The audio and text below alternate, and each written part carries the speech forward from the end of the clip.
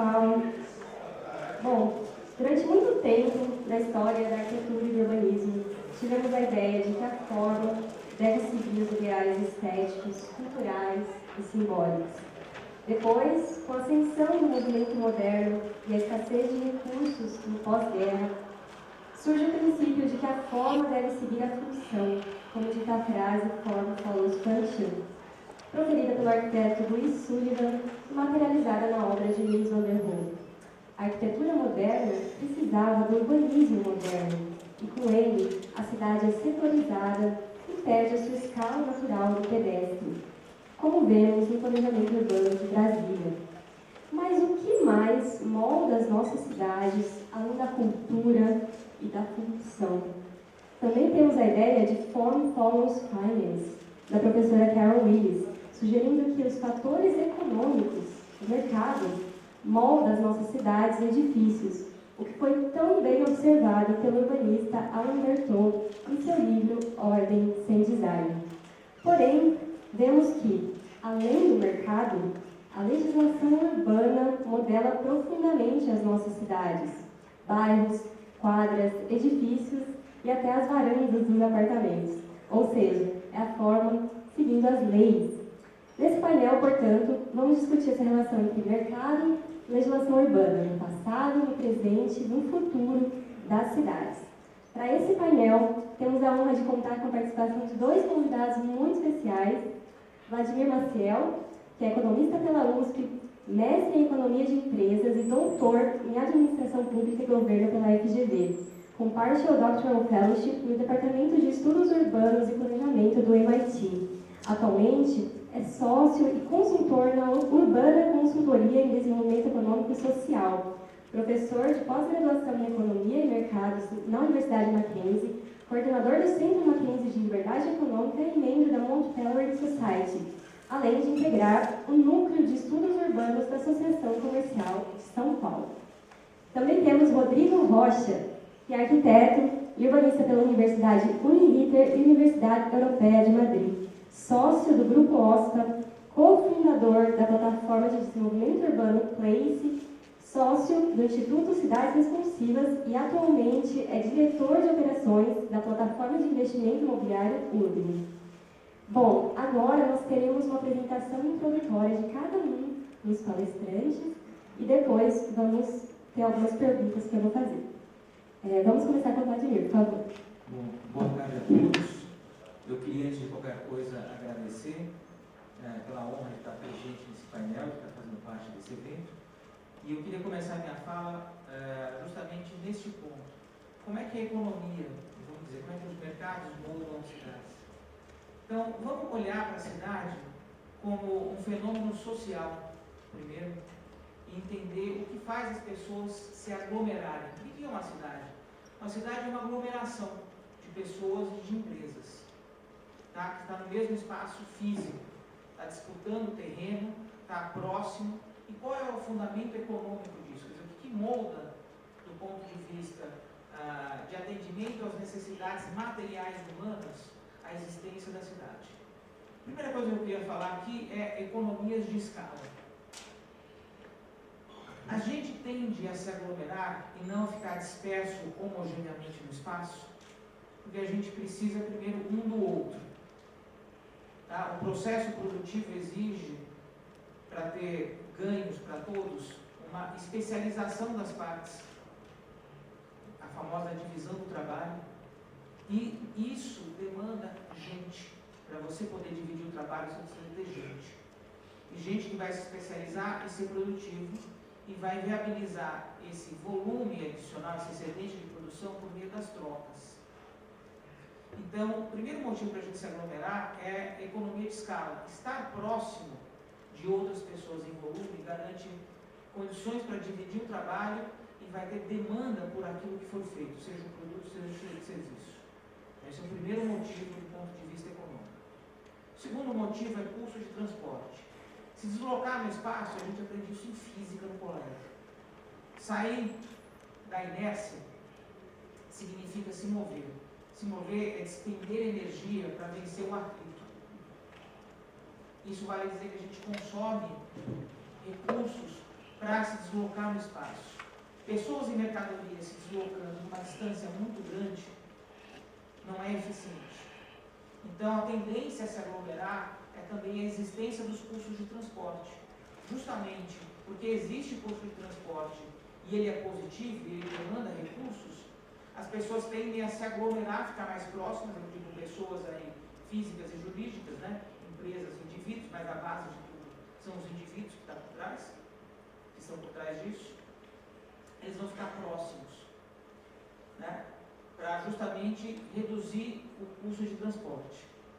Então, eu tenho dois motivos, do ponto de vista do mercado, para explicar por que existem cidades, por que existem grandes aglomerações. Porque a atividade econômica só se viabiliza com grande escala, e atividade econômica significa suprir as nossas necessidades. Tá? Atividade que garante o nosso bem-estar material. Preciso de volume de pessoas, volume de empresas para ter divisão do trabalho e para ter mercado consumidor. Esses são os dois grandes efeitos. Segundo, eu tenho custo de transporte, então eu tenho que estar próximo. Eu tenho que minimizar esse custo.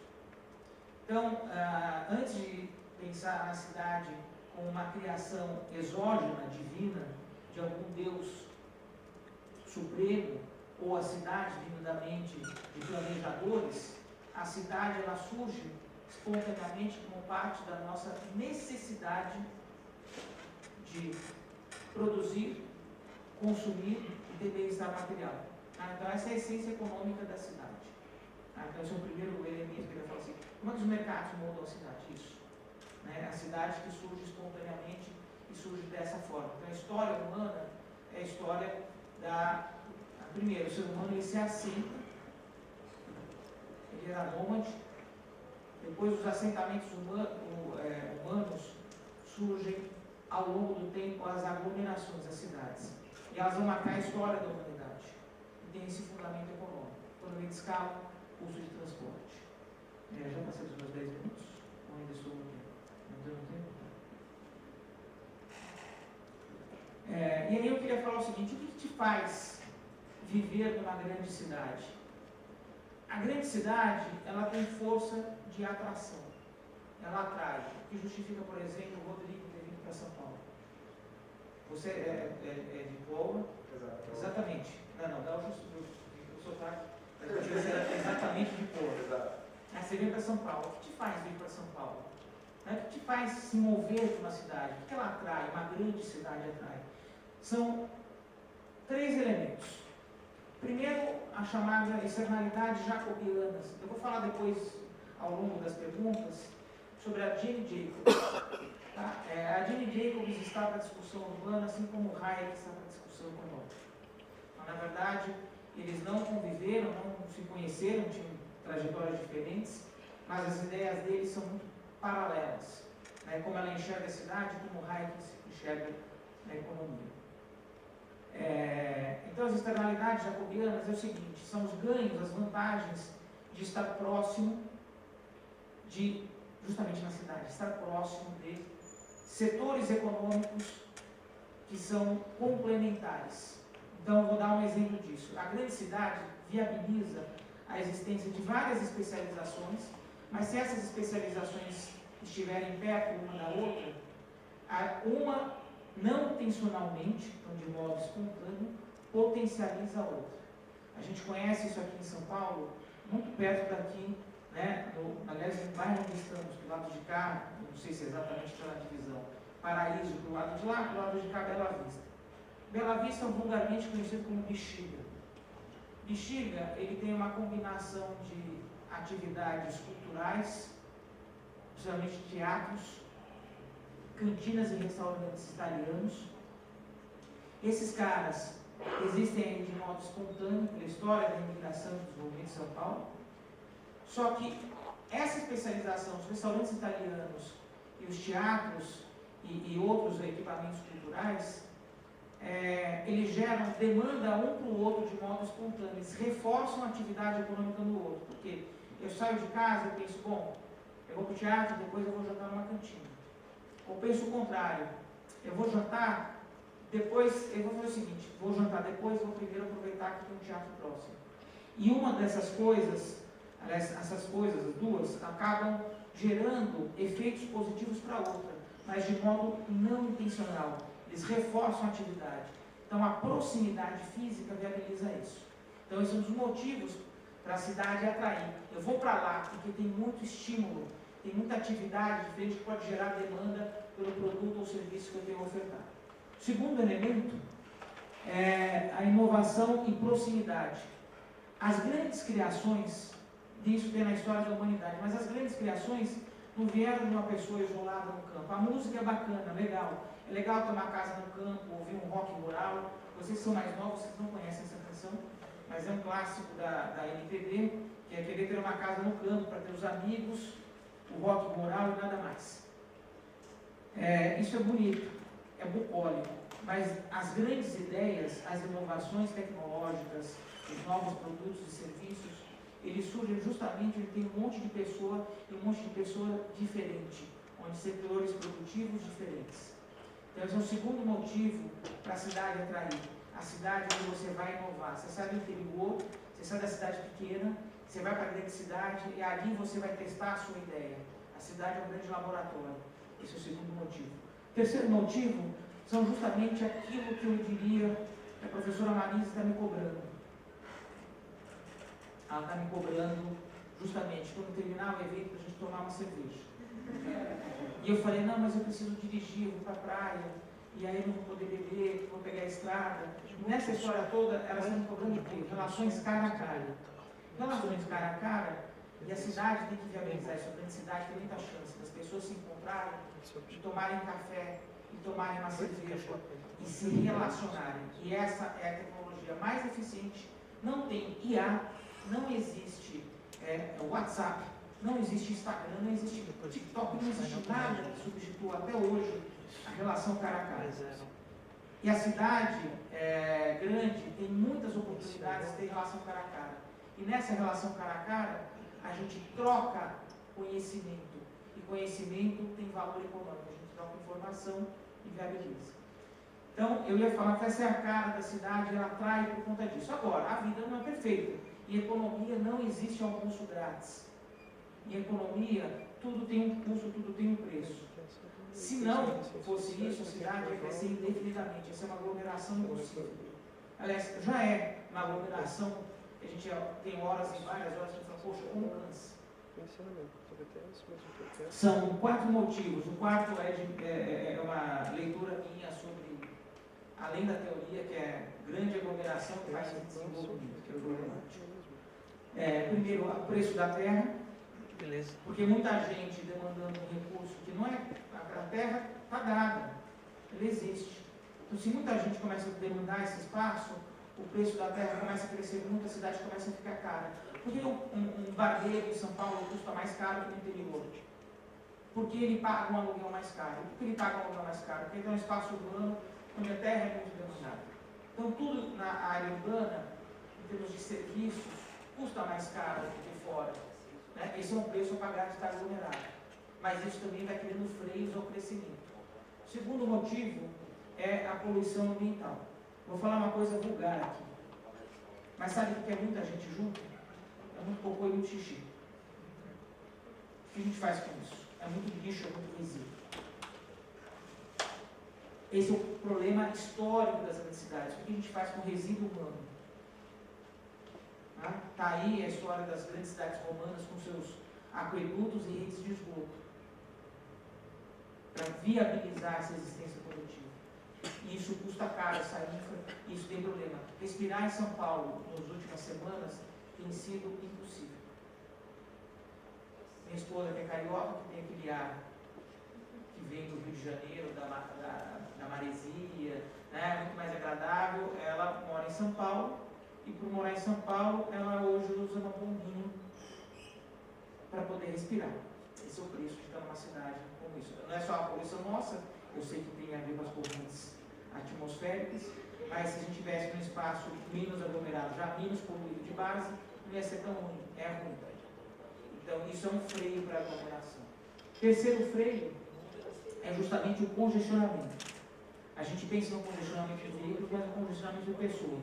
Você quer conhecer um paulista? Eu sei que eu vou conhecer um paulista.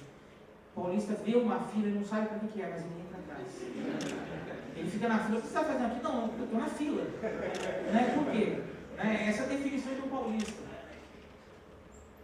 Porque ele vive um congestionamento o tempo todo. É para tudo. É fila para tudo. Porque a demanda é maior que a oferta em muitas condições. E o preço não se ajusta instantaneamente. E aí, para reforçar todos esses problemas, a gente está num país em desenvolvimento, né? Que nunca chega a esse desenvolvimento. As vulnerabilidades urbanas, a infraestrutura subdesenvolvida, piora esses efeitos. Tá? A terra custa mais caro para o nível de renda menor, a poluição é pior porque o saneamento ambiental foi feito maleporcamente.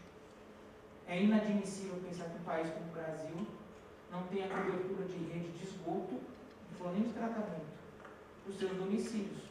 A gente só consegue atender 50%. E os outros 50% vai para tudo quanto é lugar. Então isso só piora a aglomeração urbana. E a questão da infraestrutura, né? A gente fala de mobilidade, por exemplo, espaços, vias, terminais, etc., que não dá conta da demanda. Então torna a vida mais custosa. Então, ser aglomerado num país em desenvolvimento é pior que num país desenvolvido. Então, isso só reforça como é difícil a aglomeração urbana em países em desenvolvimento. Aliás, esse é um nó a ser resolvido. Então, ao falar disso, eu quis dizer o seguinte: como é que os mercados moldam a cidade? Dessa forma. Respondendo à pergunta inicial. Temos mais coisa para falar? Temos. Mas essa é a leitura econômica de por que existem cidades, por que elas crescem e por que elas param de crescer num dado momento. Elas param de crescer quando os custos adicionais de aglomeração, que tem a ver com esses aqui, com as vantagens adicionais de aglomeração, eles se encontram. Custo marginal igual aos ganhos marginais. Né? Então, a cidade se equilibra num determinado tamanho. Então, essa é a essência dos mercados moldando as cidades. Eu encerro por aqui, passo para o Rodrigo, e a gente continua com as perguntas. Foi bom, obrigado. Obrigado também pelo convite de participar aqui. Enquanto o pessoal vai trocando lá o slide, eu vou dando um breve contexto sobre o que eu faço, de fato. Eu sou um arquiteto, acho que tirando a Michelle, talvez somos os únicos aqui. Então, eu tenho uma admiração muito forte, um convívio muito grande com a economia, principalmente a economia urbana, assim, mais focada na cidade. Então, dando um contexto um pouco maior sobre a OSPA, esse logo que vocês estão vendo no cantinho do crachá de vocês. OSPA nasceu como escritório de arquitetura, fanáticos por cidade. A gente vê a cidade como a maior invenção humana, talvez a mais complicada e que ninguém resolveu ainda em escala, tem seus problemas, mas tem gente apaixonada. E além de fazer projetos de arquitetura, a gente começou a abrir outras frentes para tentar resolver outros problemas que estão ali sendo criados e ao mesmo tempo resolvidos na cidade. Né? A gente tem esse mantra de simplificar o desenvolvimento das cidades e com isso a gente se posiciona como buscar essa cidade responsiva, essa cidade mais dinâmica.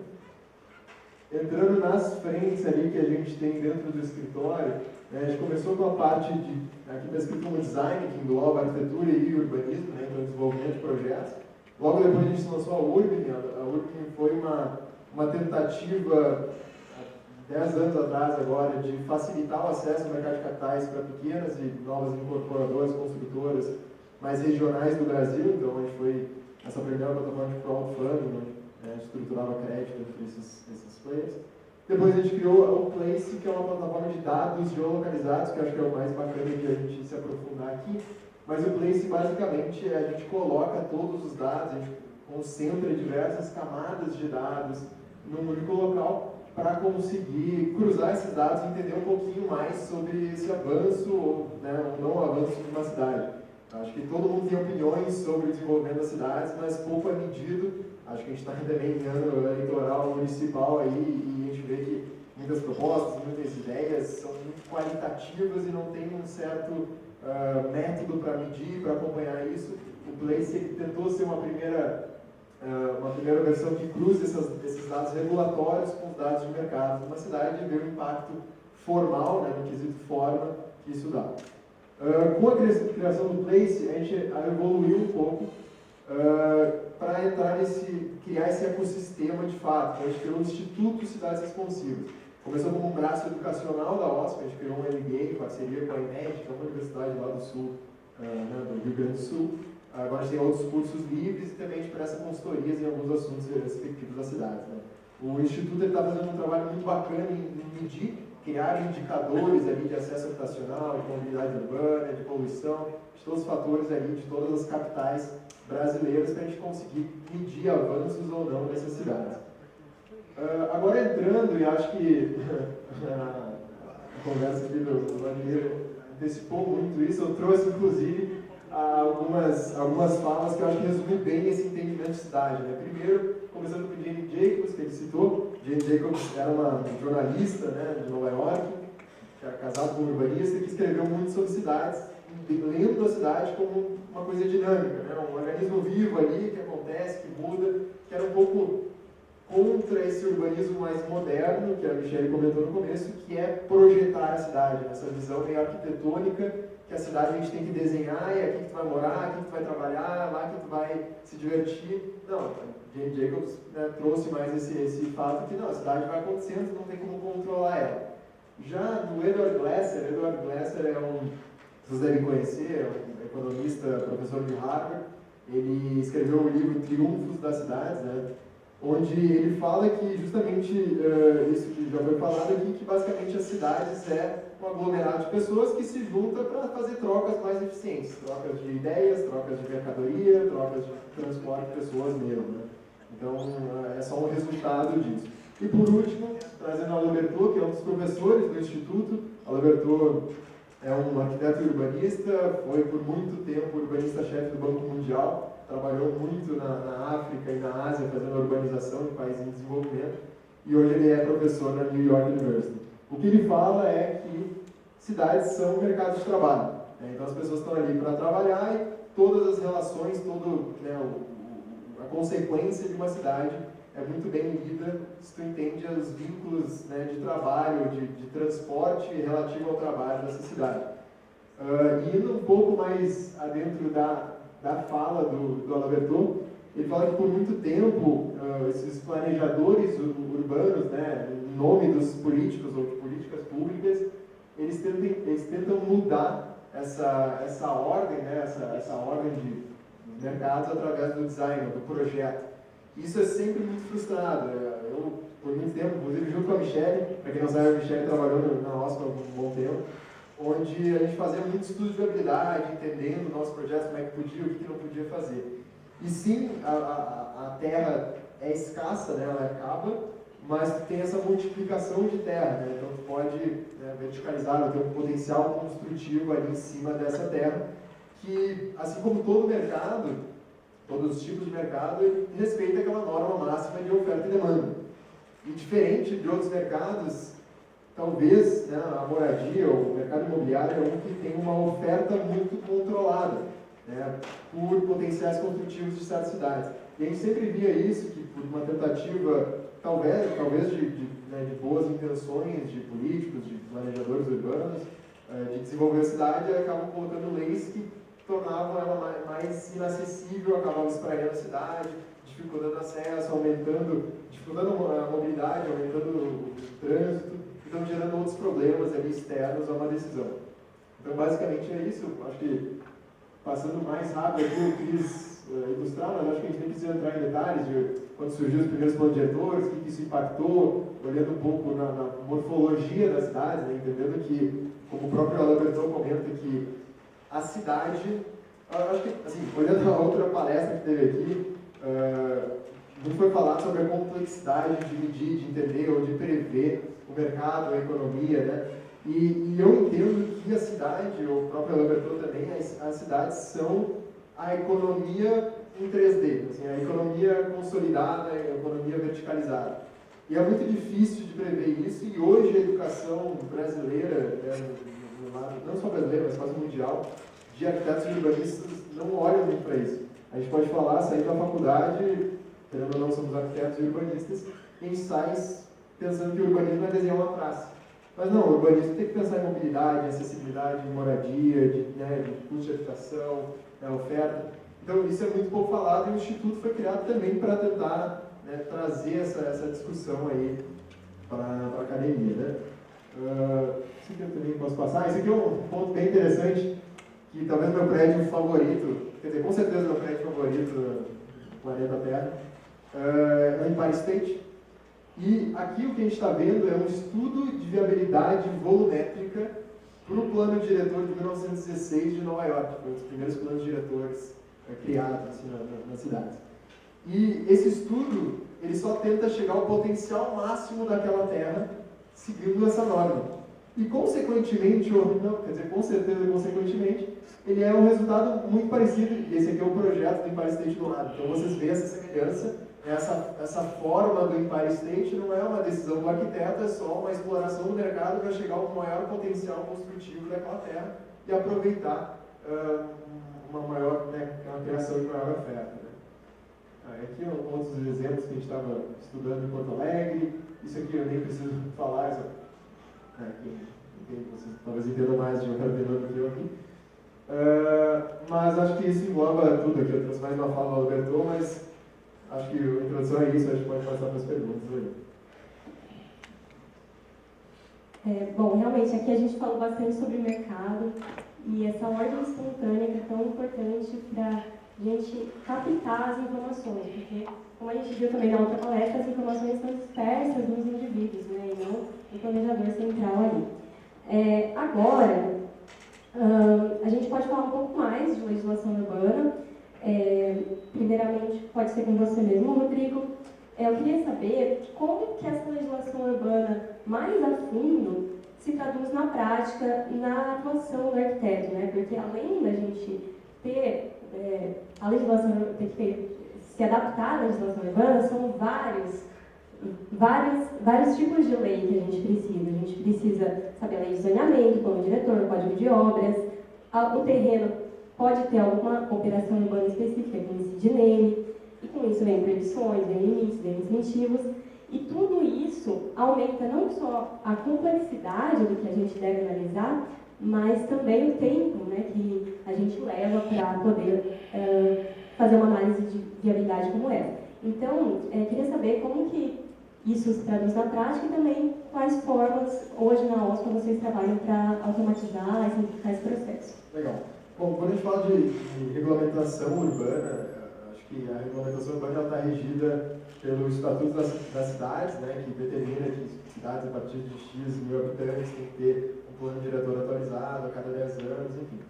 E isso é um grande problema, né? Acho que o ponto anterior ainda, a grande quantidade de normas, é a falta ou a impossibilidade dessas normas estarem atualizadas com a demanda atual de uma cidade. Eu falo, olhando para Porto Alegre, hoje a gente usa um plano diretor de 2010.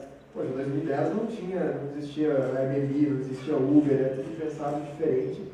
E hoje os arquitetos que projetam essa cidade, eles basicamente atuam como advogados, porque eles têm que entender toda aquela lei, toda aquela norma, e têm que encaixar a demanda do mercado atual dentro daquela norma.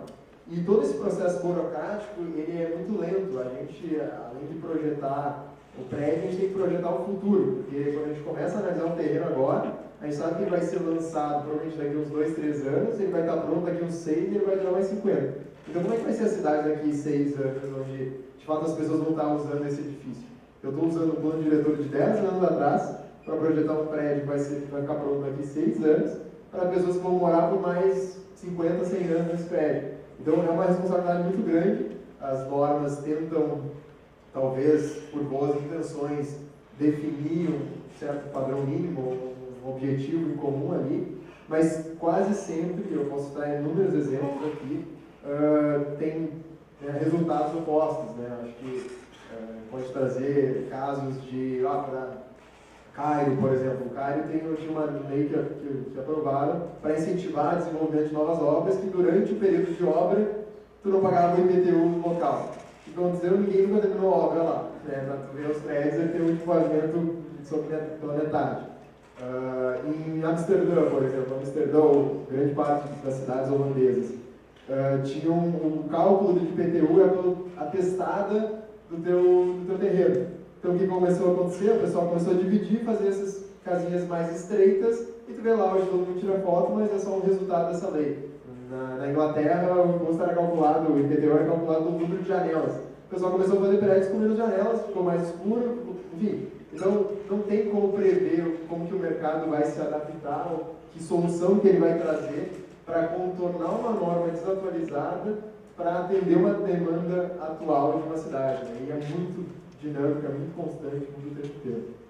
Mas, pelo Instituto, que a gente está fazendo, ou mais pelo Place também, algumas iniciativas de aprovação automatizada de projeto. Hoje, um dos maiores clientes do Place são os municípios. Tá? Então, a gente fechou uma parceria bem legal com o Belo Horizonte agora, vai ser o primeiro caso de aprovação, pré-aprovação digital. Então, o desenvolvedor, o construtor, ou quem está fazendo a sua própria casa, pode inserir o seu projeto na plataforma, vai checar se está dentro de todas as normas e em tempo real te dar um retorno. Isso já encurta uma fila gigantesca de técnicos que tem que revisar manualmente aí. Em Florianópolis, a gente lançou já quase um chat GPT para o plano diretor. Florianópolis é muito parecido com o Rio de Janeiro, que tem um plano diretor, mas tem decreto, acima de decreto, que altera tudo. A gente consolidou e treinou uma IA para responder, não só responder, mas citar exatamente o artigo que ela está se referindo nessa pergunta. Então, são essas duas frentes, mas principalmente pelo Instituto com braço mais educacional para tentar repassar essa importância de a gente usar a tecnologia para tornar tudo mais dinâmico ali no desenvolvimento das cidades. Muito bom. Bom, e agora para o Vladimir, ainda sobre esse tema de legislação urbana, você que já fez parte de tantos projetos de desenvolvimento regional e urbano, eu queria saber como é planejar uma cidade na prática e qual deve ser o papel do planejador urbano. E, para além disso, como evitar aquilo que você falou, e também a gente viu na palestra de economia, né, a arrogância fatal para citar Hayek no urbanismo. Ou seja, como o planejador urbano pode aí perceber essas informações que estão dispersas nos indivíduos não concentrados nele. Bom, a primeira coisa que eu queria falar é que é horrível. Simples assim. Por quê? Porque, infelizmente, para concordar com o Rodrigo, as escolas de urbanismo, elas têm um viés de olhar o mundo pelo lado da oferta. Não existe demanda. Não existem pessoas, não existem mercados, mas existem boas intenções e técnicas de quem desenha. Então, esse negócio de planejar a cidade me dá arrepio. É assustador. Eu diria que é quase uma experiência soviética. Então, e aí, essa é a base de formação, infelizmente, porque a gente não tem espaço para o contraditório ou para na formação colocar esses apontamentos. Então, a resposta do técnico é assim, não, mas isso tem parâmetros. Isso são técnicas. Mas aí você pergunta, mas e a demanda? Não. E o mercado? Não, o mercado é o complô das incorporadoras querendo ferrar com a sociedade. Não, mas as incorporadoras respondem a uma demanda que as pessoas querem. Não tem isso. As incorporadoras, as dominantes, não existe demanda. É uma análise assim. Então, isso me deixa muito frustrado, porque assim, os desenhos são muitos. O AutoCAD aceita tudo. O AutoCAD é fantástico. Você bota as pessoas, você põe na rua, você monta. É que nem a maquete que você botava os bonequinhos. Põe carrinho, põe ônibus, põe metrô. Mas aqui é um desenho. Então, eu acho que o primeiro ponto a se falar disso é que, do ponto de vista da legislação, a gente sofre com overdose de legislação que quer ir até o detalhe. Ela quer regular a espessura da parede que faz muro com outro. Ela é complicadíssima, ela é difícil, ela cria barreiras à entrada desse mercado. Então, para você trabalhar, para você atuar, para você produzir. Então, assim, o que deveria ter? Legislações mais genéricas. O plano diretor deveria ser, de fato, um plano diretor. Diretrizes gerais. E deixa o mercado trazer as soluções. Quando eu digo mercado, deixa as pessoas trazerem as soluções. Não precisa chegar, que nem assim, é uma das coisas que mais, não sei se alguém já, os arquitetos sim, então acabaram de falar, mas quem não é arquiteto já abriu e viu uma lei de uso e ocupação do solo. Isso é um inferno na face da terra. Tá? É assustador o nível de detalhe que vem. Você fala, onde que eu estou? Eu acho que eu morri e ressuscitei num gulag soviético. É muito difícil. É muito assim, foi feito para não funcionar. Foi feito para não atender a dinâmica socioeconômica da cidade. Então, assim, legislações simples e gerais é um primeiro ponto. Segundo ponto é entender que o urbanista ou o planejador urbano, é legal, lá nos Estados Unidos, eles têm uma distinção clara em arquiteto e o urban planner. O urbanista, o planejador urbano, ele tem um curso que tem alguma coisa de design, sim, mas tem que estudar economia, ciência política, sociologia, todas as áreas correlatas à cidade. Eu acho que esse ponto é interessante, de separar as duas coisas. Ó, o desenho do imóvel e pensar a cidade. Mas mesmo assim, o urban planner carrega muito de planner e pouco de urban, né, do meu ponto de vista. O urbanista ele deveria ter um papel na cidade de tentar viabilizar as diferentes interações entre os bairros e as regiões para conseguir que a cidade tenha uma integridade do ponto de vista de ser um espaço orgânico. Então, viabilizar a organicidade da cidade. E menos de planejar e desenhar a quadra, a rua, a coisa, não. Deixa linhas gerais, mas vai ter conflitos entre bairros e regiões. O que pode trazer o urbanista de solução técnica para mediar esses conflitos? Né? E a cidade conseguir compatibilizar uma organicidade, né? Mas ter a diversidade das diferentes regiões, das diferentes características, em vez de uma coisa homogênea, em vez de uma coisa assustadora de Brasília. Então, essa é uma leitura de um economista que trabalha com economia urbana, que estudou no departamento de planejamento urbano e que fica assustado, né? Eu espero não estar falando nenhuma besteira para os meus colegas arquitetos urbanistas, mas eu entendo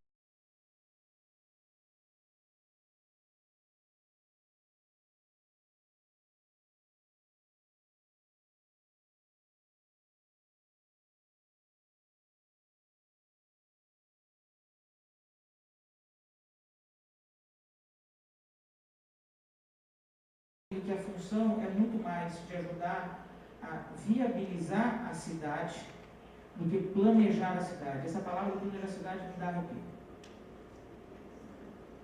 Bom, e nosso próximo tema agora tem a ver com o passado do urbanismo, porque o planejamento urbano não surgiu assim de uma hora para outra, a gente viu alguns exemplos aqui, mas as suas raízes remontam à atividade clássica. Mas foi no século XIX, no contexto da Revolução Industrial, que ele se intensificou. A migração massiva das pessoas para os centros urbanos gerou uma série de problemas de insalubridade, de superlotação, e foi aí que os planos urbanos mais intervencionistas começaram a aparecer, como o Plano Haussmann em Paris.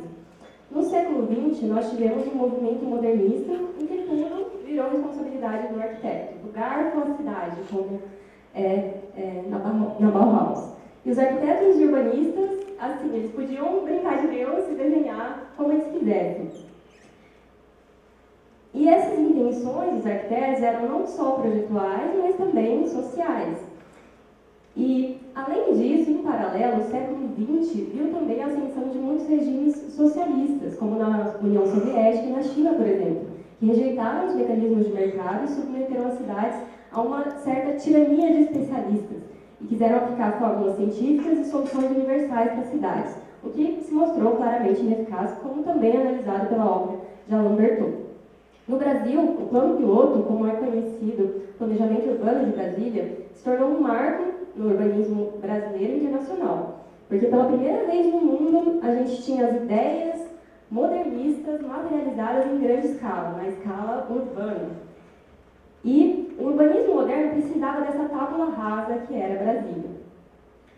Mas Brasília, ao longo do tempo, se mostrou também com vários problemas de mobilidade, de segregação social e também de expansão ao longo do tempo, tanto que a gente tem até o termo Síndrome de Brasília, do arquiteto urbanista Jan Gehl. A pergunta aqui para ambos é: por que esses planos modernistas e socialistas deram errado? Bom, acho que para responder essa pergunta dá para traçar uma linha e talvez dividir tipos de cidade aqui.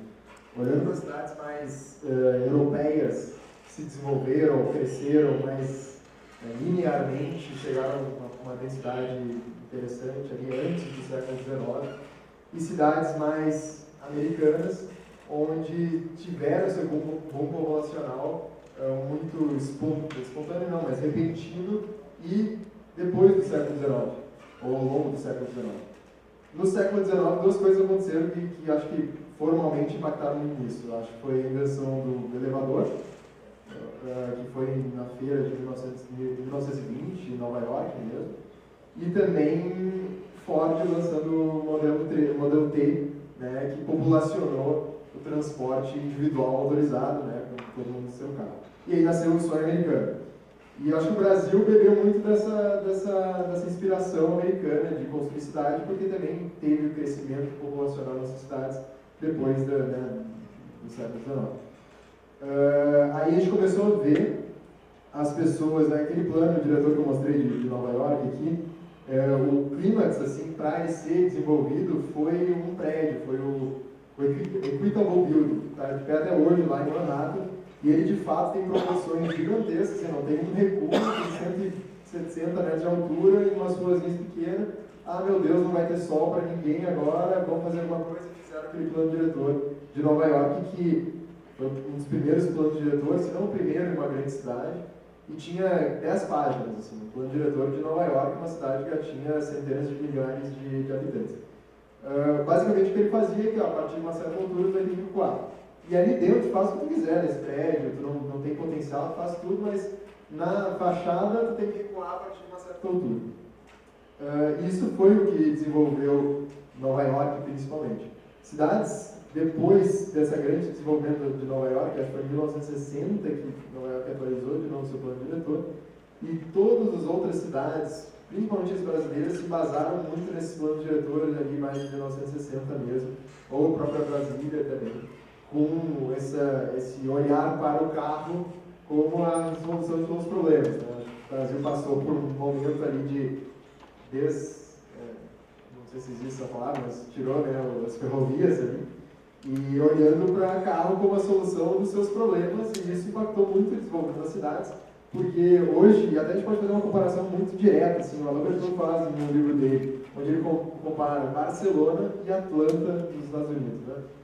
As duas cidades têm mais ou menos a mesma população, 5 milhões e poucos mil habitantes. A diferença é que Barcelona tem uma densidade de uns 16 mil habitantes por hectare, tá? Onde Atlanta tem, acho que, menos de um décimo disso. Eu não sei os números exatos agora. Mas isso faz com que a mancha urbana de Atlanta seja muito maior. Atlanta, 90% das pessoas moram em casas, né? Barcelona são prédios. Né? E as consequências disso, além de um trânsito maior, da população, da poluição, aliás, maior, porque todo mundo, o custo de infraestrutura maior, que a prefeitura tem que levar saneamento, eletricidade, pavimentar as ruas até lá, é muito impactante, assim, e eu acho que foi justamente essa mudança ali, da popularização do carro, a verticalização dos centros, e acho que não sei se eu respondi a pergunta.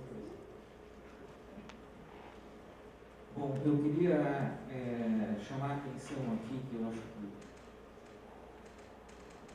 na história aí do urbanismo, do Le Corbusier.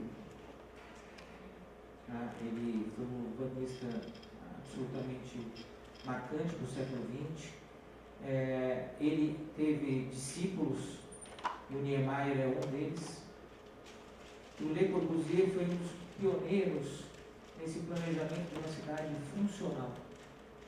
Uma cidade em que você coloca no papel e define: aqui é o setor residencial, aqui é o setor comercial, aqui é o setor industrial, aqui é o setor administrativo da cidade.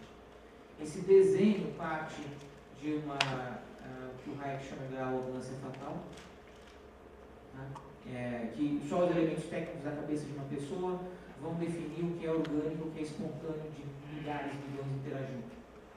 Então, é a ideia de racionalizar a ocupação do espaço, mas a racionalidade na cabeça de um planejador. E isso virou um marco e eu diria que um vício que tomou. Brasília é fruto dessa lógica, que junta-se com a lógica do carro, e vamos dizer, quem fez Brasília, do ponto de vista político, foi o Juscelino Kubitschek, que é o mesmo presidente que está falando de 50 anos em 5, e é responsável por implantar e viabilizar a indústria automobilística no Brasil. Era a ideia que o desenvolvimento econômico do Brasil só seria atingido queimando etapas, através de uma industrialização induzida pelo Estado. E o setor-chave, o campeão nacional escolhido para isso, era a indústria que na época era mais proeminente no mundo, que tem maiores efeitos de cadeia, de encadeamento de vários setores, que a indústria automobilística. Então, racionalmente, essa indústria foi escolhida. E o Brasil fez isso, a gente fala, o Brasil não tem planejamento, etc. Não, tem excesso. Fez direitinho a lição. Aliás, do plano de metas, as maiores metas atingidas são justamente na indústria automobilística e na pavimentação de rodovias. Mais do que 100%, inclusive. A Dilma ia gostar, mais de 100% foi atingido. Depois duplicar a meta. Mas a história toda é que, ao fazer isso, no espírito do tempo, era o planejamento, o desenho da cidade, funcional, da cabeça de um cara, eu não estou falando isso como uma crítica, mas uma característica. O Niemeyer é um velho comunista. Ele acredita de coração nisso, não é algo que para ele, por acaso, não, ele acredita nessa capacidade de planejar na cabeça técnica, no desenho da vida e da sociedade. E o plano diretor, que ele é o arquiteto, né? O urbanista é o Lúcio Costa, a gente fala menos, mas na verdade é o Lúcio Costa que desenha a cidade. Mas está compartilhando esse recurso com o Niemeyer. Niemeyer dos prédios, o Lúcio Costa da cidade, que é o mesmo cara que fez a Barra da Tijuca. A Barra da Tijuca no Rio, ela foi desenhada pelo Lúcio Costa. E para mim, Lucas Berlanza, meu amigo aqui do Rio, e minha esposa Daniela, vocês vão concordar comigo, a Barra da Tijuca não é o Rio de Janeiro. A Barra da Tijuca é a Barra da Tijuca, ela podia ser outro município, inclusive. O Rio de Janeiro, ele termina ali em São Conrado. É outra dinâmica de cidade. É outra coisa, é a cidade do carro, é a cidade dos grandes deslocamentos, da calçada que é ruim para andar, porque ela é longa, que não tem tanta esquina. Enfim, é a cabeça do planejador. O Lúcio Costa fez Brasília. Brasília a gente não consegue atravessar de uma quadra para outra, porque não tem calçada, gente, não tem faixa de pedestre, porque é via expressa. Então você tem que pedir um Uber para cruzar de uma quadra para outra. Isso para mim não funciona, mas era a cabeça da época. Era aquilo que era a modernidade do Brasil, indústria automobilística, com uma cabeça de planejamento central, inspirada lá no Le Corbusier do planejamento funcional da cidade, e criamos isso, um monstrinho, porque ela é bonita, eu acho Brasília bonita. Não acho feia, mas acho triste. Você quer ficar depressivo? Você vai para Brasília trabalhar, fazer alguma coisa, e você volta para o setor hoteleiro, sul ou norte, onde você fica. E o que tem para fazer no térreo do hotel? Nada. Porque não tem nada, porque não tem vida, não tem boteco, não tem esquina. Você tem que pegar um Uber e ir para outro lugar, para outro setor, para outra coisa. Você não consegue andar, que é a coisa mais a básica do ser humano. Andar, eu não consigo. Quer dizer, consigo sim, mas eu não vou andar para nada, para lugar nenhum. Então, é a cidade que é olhada, a minha fala, eu reforço, a cidade que é olhada pelo lado de uma oferta de desenho de infraestrutura, sem considerar que precisa ter gente, precisa ter demanda, precisa deixar os mercados funcionarem. E isso é um vício que contaminou a área de planejamento urbano e ainda hoje, por mais que tenha críticos a Brasília, é difícil você ter um planejador urbano que não tem esse vício de querer projetar a vida das pessoas. Por isso são 3 profissões arrogantes. São elas. Vou falar primeiro da autocrítica. O economista, que acha que é Deus. Por quê? Porque entende os mecanismos de mercado. O advogado, que entende da legislação, todo mundo está sujeito à legislação. O terceiro é o arquiteto urbanista, porque ele desenha a vida das pessoas. Pega esses 3, o inferno está cheio deles. Bom, já que a gente entrou aqui no tema do rodoviarismo, tão presente no movimento moderno, eu gostaria que você falasse um pouco mais sobre o tema de mobilidade urbana.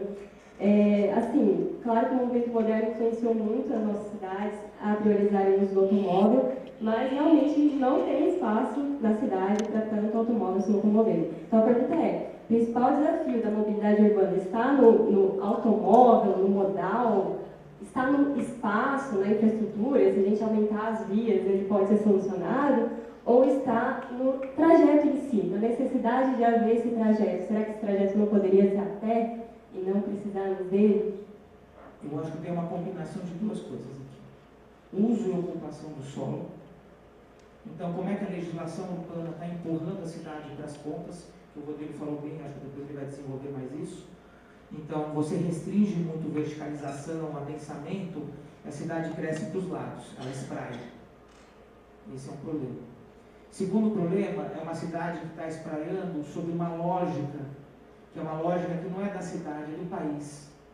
Esse país, da década de 50, até agora ainda, o setor mais protegido da economia é a indústria automobilística. É o lobby mais forte, e ele vai justificar que é porque a cadeia toda é muito grande, tem muito emprego envolvido. Então, até hoje, a lógica predominante do país, do macro, é ainda olhar para esse setor. E agora a gente vai ter congestionamento verde, que é um monte de carro elétrico que não emite, mas vai ficar tudo parado no trânsito. Então, a gente não está resolvendo. Então, tem uma lógica macro maior que perpassa toda a discussão micro-urbana de um país que ainda olha para a indústria automobilística como setor-chave. Então, a gente tem a legislação que vai empurrando a cidade para as bordas, e a gente tem a combinação de uma prioridade de modal, tá? O modo de transporte individual. Não é que eu não sou o cara chinita que acha que carro é pecado, que não deve ter carro, etc. Eu só acho que você tem que ter a oportunidade de poder fazer a seguinte escolha quando acorda de manhã. Preciso ir para o meu trabalho usando carro ou tenho à disposição um transporte coletivo ou uma via de infraestrutura para fazer transporte com mobilidade ativa que eu posso fazer numa boa e chegar no meu trabalho? Consigo fazer essa escolha? Tem gente que não consegue, tem gente que não tem, ou tem gente que não tem escolha também, que vai ficar na lata de sardinha.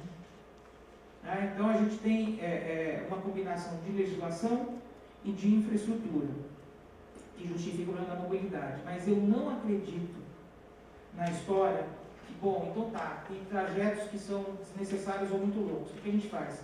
A gente vai dar incentivo fiscal para descentralizar a cidade, desaglomerar a cidade e vai ter um monte de postos de trabalho espalhado pela cidade. Aí você estuda a história econômica, os fundamentos de economia urbana, você vai atender a cidade a aglomerar, ela não vai desconcentrar. E os maiores geradores de emprego são atividades que são enraizadas locacionalmente, ou seja, elas se localizam ali e tem uma cadeia de fornecedores, simplesmente ela sair, então não consegue, não pode ir sozinho.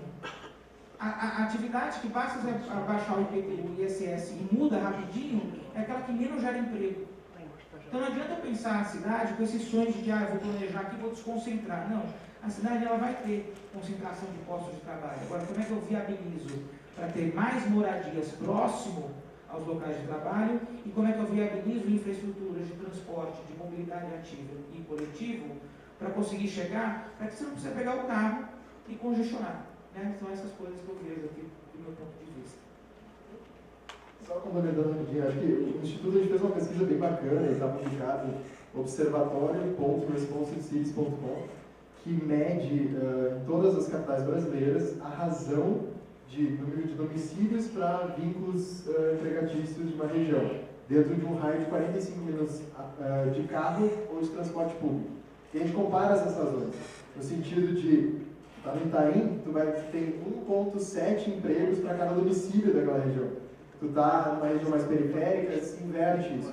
E tu comparando a relação de transporte público ou carro, é muito menos acessível os empregos de transporte público, principalmente nas regiões periféricas.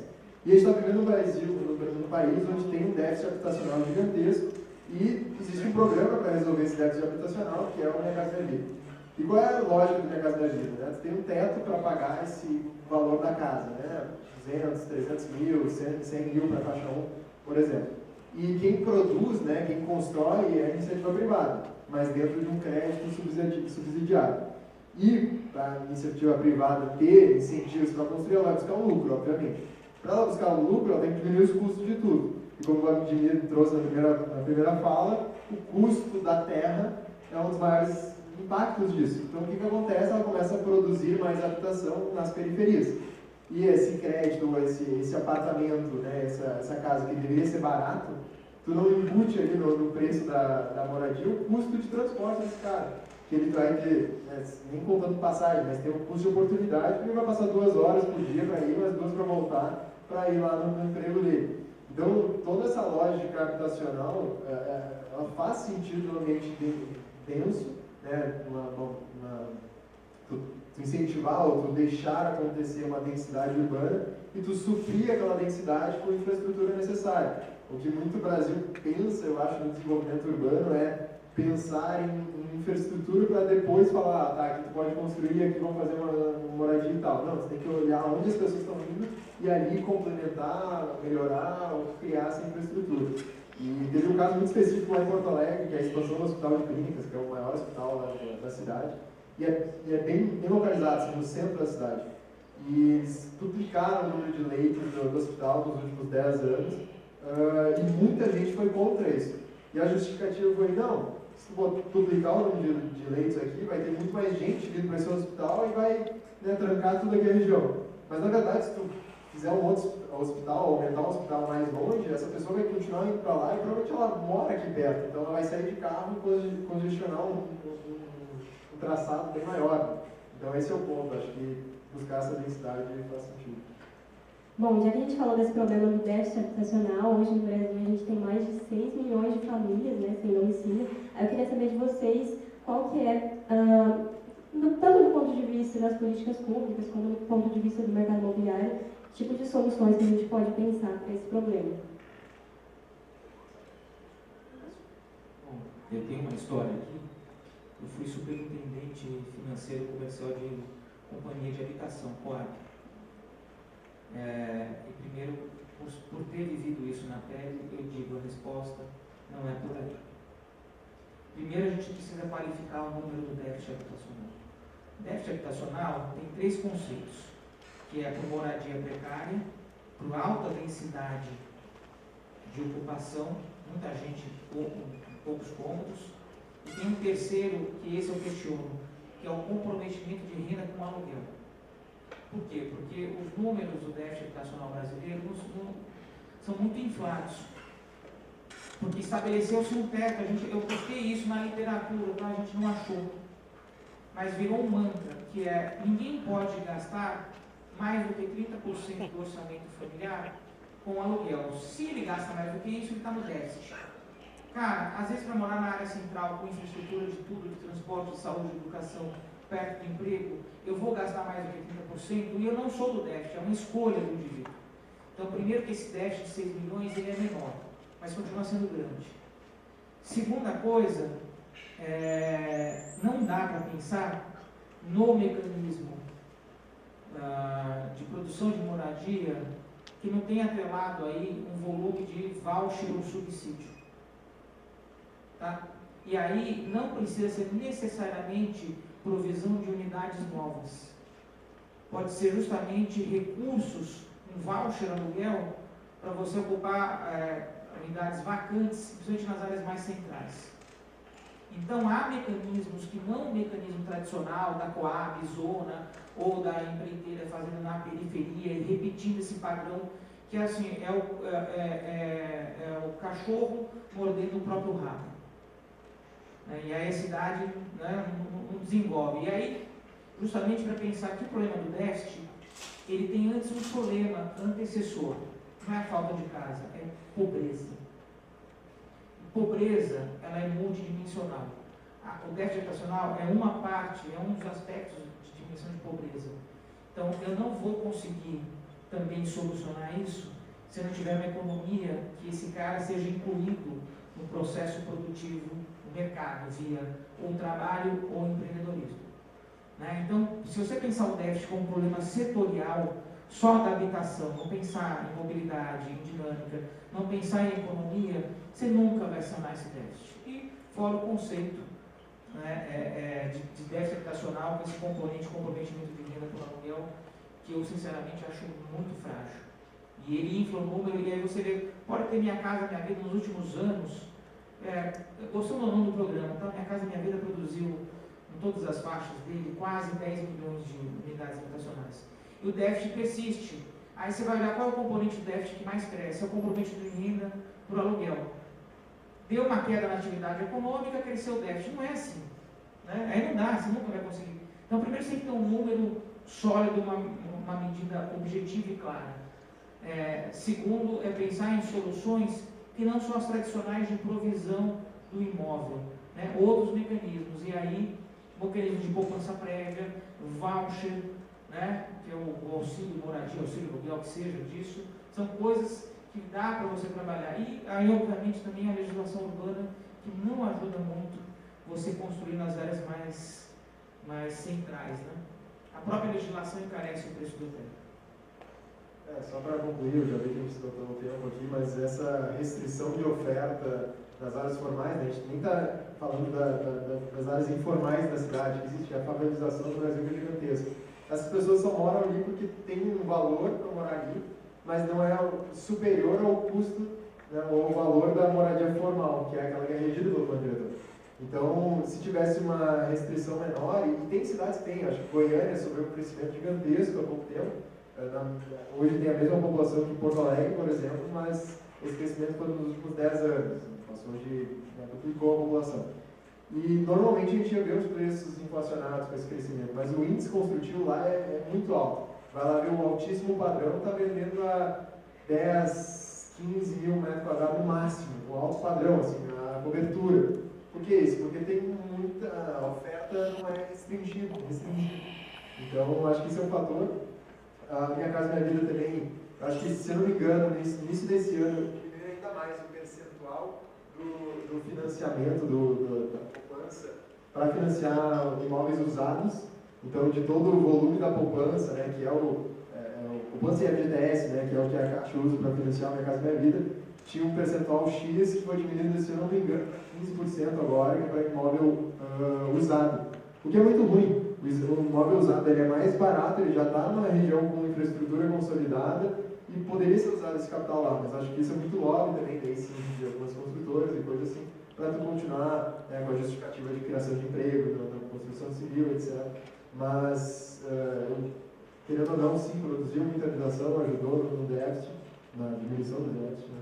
Mas tem várias coisas, acho que o aluguel social é muito bacana. Nos Estados Unidos tem um braço de um Section 8 lá que eles têm, que funciona muito, assim, ele complementa o valor do aluguel, então te dá essa flexibilidade para morar em regiões centrais complementando esse aluguel. Mas é isso, acho que poderia seguir aqui mais um tempo. Muito importante sempre incluir esses mecanismos de mercado. Bom, pessoal, é isso. Eu agradeço muito a presença de vocês e principalmente a presença dos palestrantes Vladimir Maciel e Rodrigo Rocha. E agora eu chamo o João, que vai introduzir a próxima painel.